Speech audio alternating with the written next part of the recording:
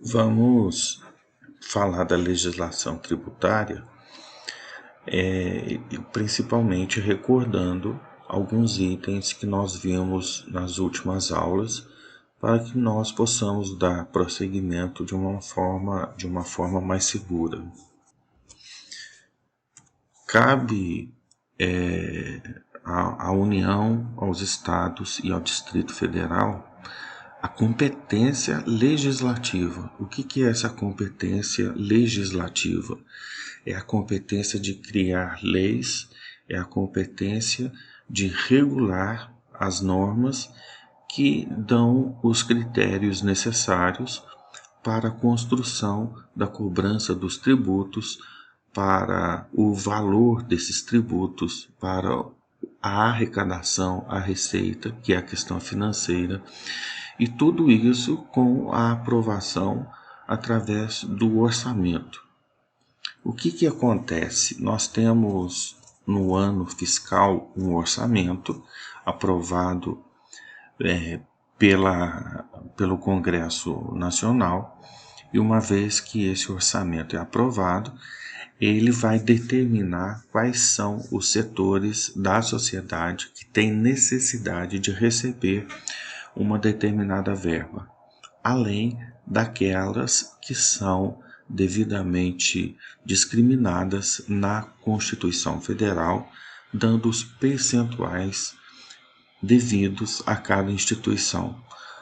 Dos entes da Federação, nós temos a União, os Estados e o Distrito Federal. Há de se observar que não fala da competência dos municípios nesta matéria, ok?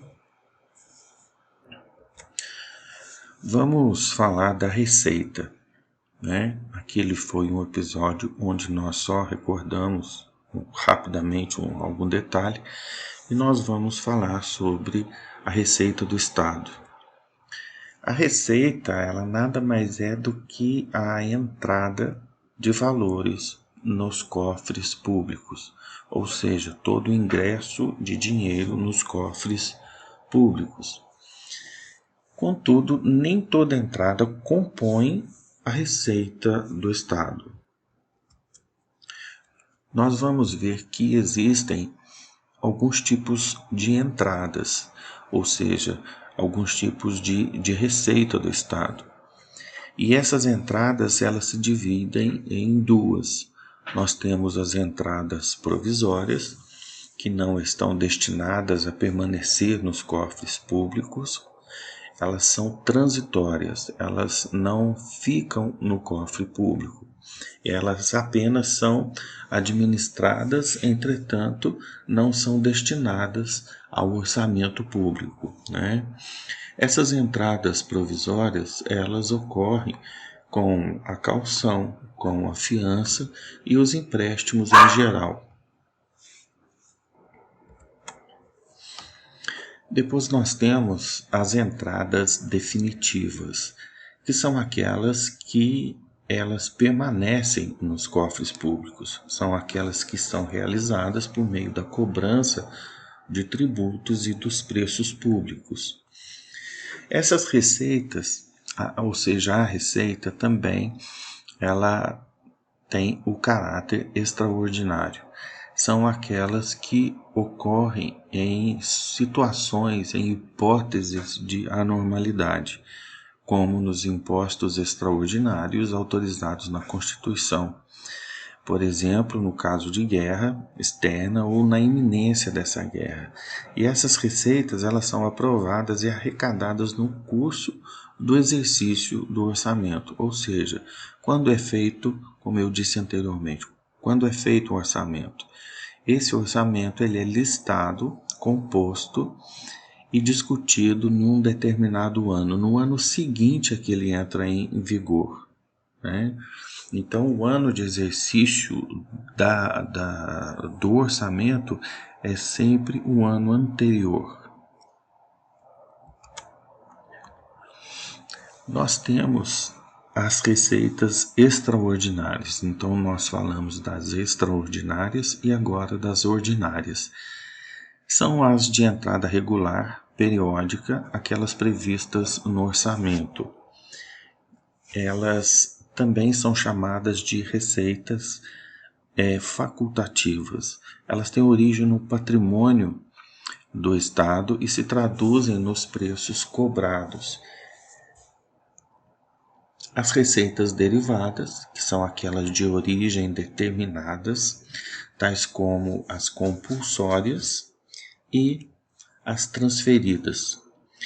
As compulsórias são aquelas que advêm do constrangimento do patrimônio particular, como no caso da cobrança de tributos. Um exemplo é o imposto de renda sobre pessoa física ou pessoa jurídica. Ela é obrigada a declarar os seus rendimentos e sobre esses rendimentos recai a força do tributo quando eles atingem um patamar que é capaz de sobre ele recair o tributo cobrado. Então, nós temos uma tabela de imposto de renda que determina os percentuais, que são as alíquotas a serem cobradas como imposto em cima das receitas, das rendas, tanto da pessoa jurídica quanto da pessoa física. Em relação às receitas derivadas transferidas, são aquelas repassadas por outro ente político que as arrecadou pelo sistema de cobrança dos tributos, dos preços públicos, das tarifas, como é o caso, por exemplo, do repasse dos valores arrecadados do IPVA para o Estado. E uma vez que esse Estado fica de posse destes valores, depois no orçamento, no ano do orçamento, ele vai destinar um percentual deste IPVA para os municípios. É a partir daí que nós vemos a questão do sistema de repartição das receitas tributárias entre os entes federados, conforme as determinações da Constituição Federal, que no caso é o artigo 157 seguintes. O próprio nome diz, sistema de repartição de receitas, nada mais é do que a destinação a cada ente da federação, União, Estados, Distrito Federal, conforme os percentuais estabelecidos pela Constituição Federal. E isso é determinado no orçamento e implantado no ano seguinte. Vale, só para a gente fazer um parênteses aqui, falar sobre a origem do nome do tributo, que vem do latim tributum, tributus, o tributo ou imposto, ou seja, aquele elemento que é imposto à sociedade, por isso o nome imposto, impositivo, que é compulsório. O cidadão ele é forçado a tirar uma parte do seu patrimônio para atender às necessidades do Estado, para poder atender consequentemente a própria sociedade.